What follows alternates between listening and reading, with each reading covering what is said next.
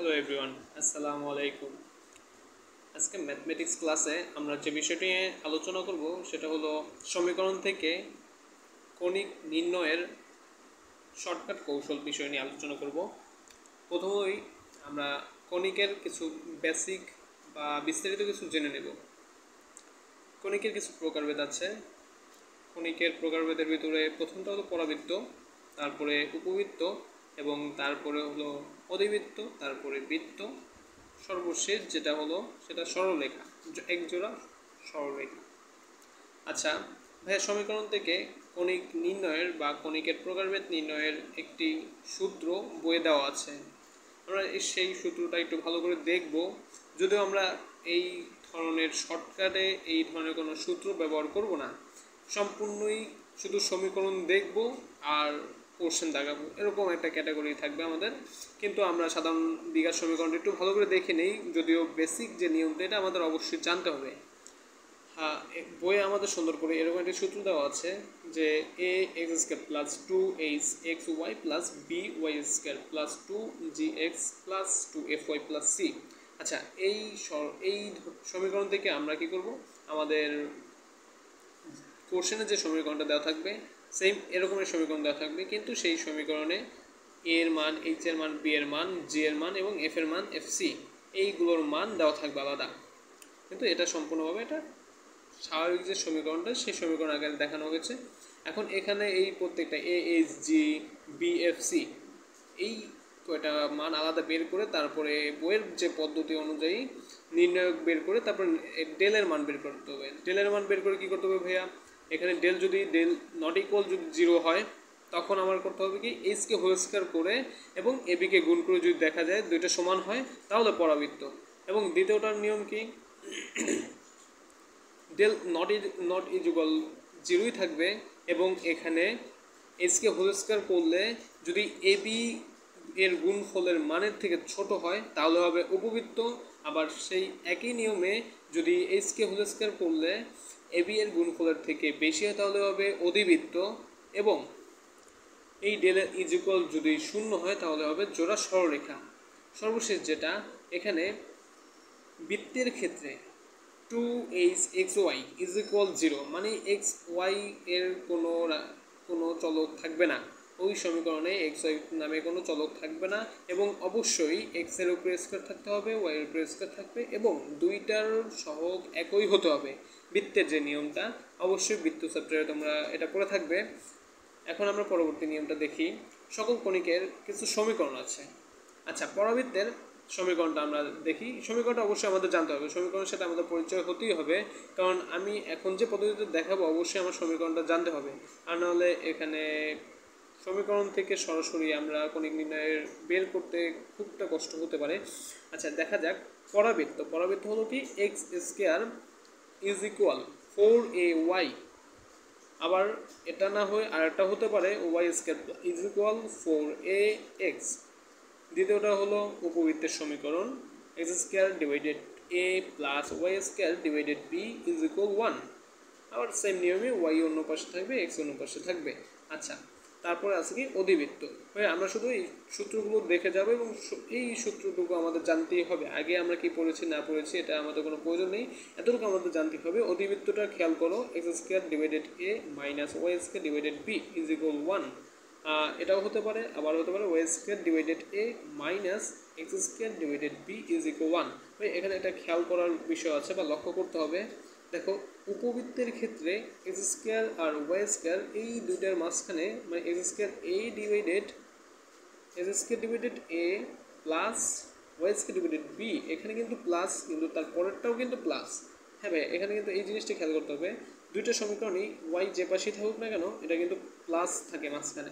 আর অধিবৃত্তের ক্ষেত্রে দেখতে হবে x square divided a minus y square divided b is equal one.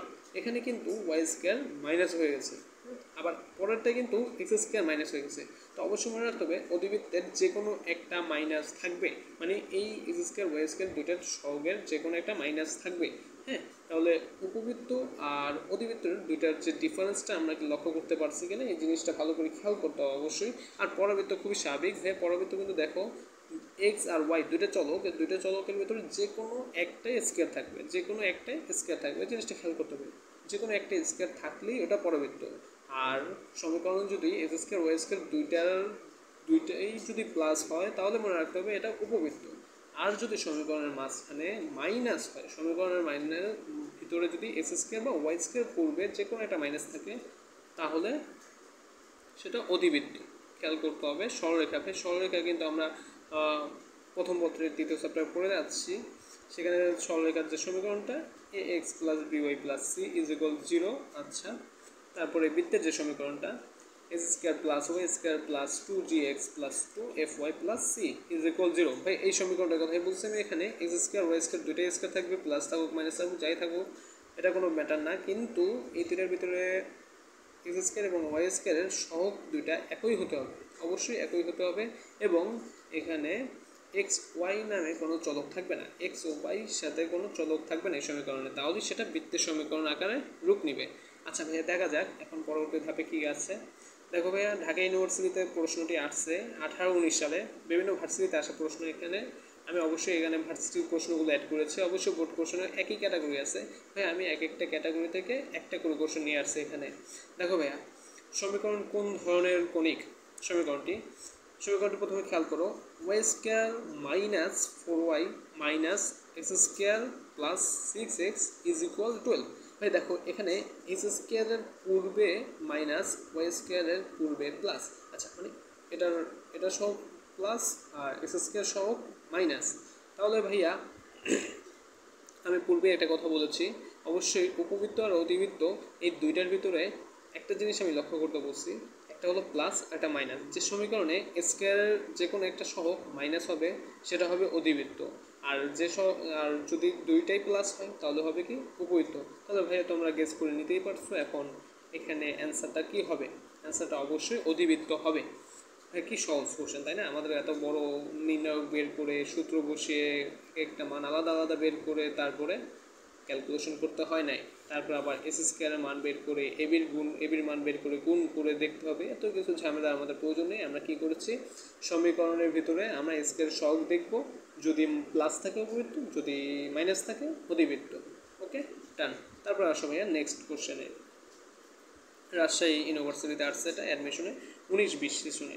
আচ্ছা ভাইয়া সমীকরণটি কি বর্ণনা করে, দেখো 3x square plus 4y square minus 6x is equal 9। ভাই অবশ্যই তোমরা এতক্ষণে গেস করে নিতে পারছো এখানে ওয়াই স্কয়ার আর এক্স স্কয়ার দুইটা সহগই প্লাস, তার মানে এটা কি হবে উপবৃত্ত। ভাইয়া মাত্র কয়েক সেকেন্ডের ভিতরে করে এই কোশ্চেনটা ডান করে ফেলছি। ভাই যারা এই শর্টকাটটা জানবে না তারা কি করবে, তারা করবে কি ওই ক্যালকুলেশন করবে, নির্ণায়ক বের করবে, এক একটা মান বের করবে। তো আমরা ওদের থেকে একটু ফাস্ট থাকবো। ওকে, বিশেষ করে ভাইয়া অ্যাডমিশনে কিন্তু খুব অল্প সময় থাকবে তোমাদের ক্ষেত্রে, এই অল্প সময়ের ভিতরে এইভাবে সমীকরণ নির্ণায়ক বের করে অঙ্ক করাটা খুবই কষ্টকর এবং টাইম লস বলতে পারো। অবশ্যই শর্টকাট নিয়মগুলো জানতে হবে, এটা এসএসসির ক্ষেত্রেও কাজে আসবে এবং অ্যাডমিশনের ক্ষেত্রেও কাজে আসবে। আচ্ছা ভাইয়া পরবর্তী কোশ্চেন আমরা আসি, সাস্টে 19-20 সেশনে আসছে কোশ্চেনটা।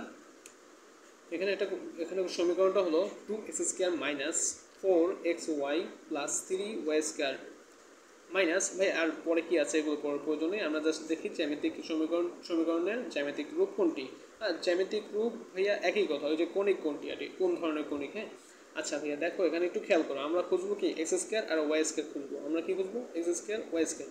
ভাই তার মানে দেখো এখানে কি কি আছে, অধিবৃত্ত আছে, পরাবৃত্ত আছে, উপবৃত্ত আছে, বৃত্ত আছে। আমরা এই সমীকরণ থেকে আমি একটু কেন আমরা ওই অ্যান্সারটাই পাবো এটা একটু খেয়াল করে দেখাচ্ছি। আমি শেষ থেকে ধরি, বৃত্ত। ভাই আমরা কিন্তু প্রথমে বলছি সমীকরণ, আমরা কিন্তু বৃত্তের সমীকরণটা দেখে আসছি, আর না হলে আবার 15 একটু টেনে দেখে আসবা যে বৃত্তের সমীকরণটায় কিন্তু এক্স স্কয়ার ওয়াই স্কয়ারের সহগ অবশ্যই একই থাকবে, আর একই থাকবে এবং ওই সমীকরণে কখনো এক্স ওয়াই এর চলক হতে পারে না, এক্স ওয়াই এর চলক হবে না, তাহলে এটা বৃত্ত না। আচ্ছা ভাইয়া তারপর দেখো পরাবৃত্তের নিয়মে আমরা কি দেখেছিলাম যে কোনো এক্স স্কয়ারের যে কোনো একটার উপরে স্কয়ার থাকবে, হয় এক্স এর উপরে না হয় ওয়াই এর উপরে, কিন্তু এখানে এক্স এর উপরে আছে ওয়াই এর উপরে আছে, দুইটার উপরে স্কয়ার আছে, তাহলে পরাবৃত্ত হবে না, বৃত্ত পরাবৃত্ত দুইটা কাটা। তারপরে দেখো উপবৃত্ত অধিবৃত্ত দুইটা আছে। এখন ভাই আমি বলছিলাম উপবৃত্তের দুইটা স্কয়ার যদি থাকে তার মাঝখানে হবে প্লাস আর অতিবৃত্তের ক্ষেত্রে হবে কি মাইনাস। এখন দেখো এখানে এক্স স্কোয়ার ওয়াই স্কোয়ার দুটার ভেতরেই দুইটা সহগে কি আছে প্লাস, তাহলে এটা কি হবে উপবৃত্ত। ওকে ভাইয়া, দেখো অ্যান্সারটাও কিন্তু উপবৃত্তই হয়েছে। আচ্ছা ভাই, তারপরে দেখি আমরা জাহাঙ্গীরনগর ইউনিভার্সিটি এবং ঢাকা ইউনিভার্সিটি 19-20 এবং ঢাকা ইউনিভার্সিটি 13-14-তে আসছে। হ্যাঁ, আমি এখান থেকে জাস্ট সমীকরণটা নিয়েছি, এখানে কোশ্চেনটা চেয়েছিল অন্য একটা কোশ্চেন, কিন্তু সমীকরণটা একই ছিল। আর আমি কোশ্চেনটা কিন্তু চেঞ্জ করে এই একই কোশ্চেনে নিয়ে আসছি। আচ্ছা ভাইয়া দেখো, এখানে বলছে সমীকরণটি কোন ধরনের কৌণিক, এখানে x square minus 4x plus 2y minus 14। আর ভাই এত কিছু প্রয়োজন নেই, আমরা এক্স আর ওয়াই খুঁজবো। এক্স আর ওয়াই কই পাইছি, হ্যাঁ দুইটাই পাইছি। এখন দেখো ভাইয়া এক্সের উপরে স্কোয়ার আছে কিন্তু ওয়াইয়ের উপরে এস স্কোয়ার নাই, তার মানে যে কোনো একটার উপরে যদি স্কোয়ার থাকে তাহলে কী হবে পরাবৃত্ত, যে কোনো একটার উপরে স্কোয়ার থাকলে সেটা হবে পরাবৃত্ত। ভাইয়া অ্যান্সার কী হবে তাহলে পরাবৃত্ত হবে। ওকে ভাইয়া, অ্যান্সার হবে পরাবৃত্ত। আচ্ছা, তার পরবর্তী কোশ্চেনে চলে আসি আমরা, একটা জ্ঞানমূলক, আমি আমার নিজ থেকে কোশ্চেনটা ক্রিয়েট করেছি। সমীকরণের কোন ধরনের কৌণিক, ভাইয়া দেখো এখানে আমরা প্রথমে এত হিজিবিজি কিছুই পড়বো না, আমরা কি পড়বো, আমরা দেখবো এস স্কোয়ার আর ওয়াই স্কোয়ার দুইটা পেয়েছি। এখন দেখো এখানে এক্স স্কোয়ার ওয়াই স্কোয়ার দুইটা পেয়ে গেছি, কিন্তু এখানে কিন্তু দুইটা সহগ এক, দুইটা সহগ একই পাচ্ছি আমরা। দুটো সহগ যেহেতু একই পাচ্ছি, সেই ক্ষেত্রে আমরা এখানে কোন কৌণিক ধরতে পারি। এখানে ভাই দেখো এক্স ওয়াই নামক কোনো চলক নেই, তো অবশ্যই এটা কিন্তু বৃত্ত সমীকরণ আকার প্রকাশ পেয়েছে। দেখো ভাইয়া এটা কিন্তু বৃত্তের সমীকরণ। হ্যাঁ, বৃত্তের সমীকরণ, দুটো সহগ যখন এক দেখবা এবং এক্স ওয়াই নামক কোনো চলক থাকবে না, তখনই সেই সমীকরণটা হবে কি বৃত্তের সমীকরণ। আচ্ছা ভাইয়া, হ্যাঁ অবশ্যই বৃত্ত হয়েছে অ্যান্সার।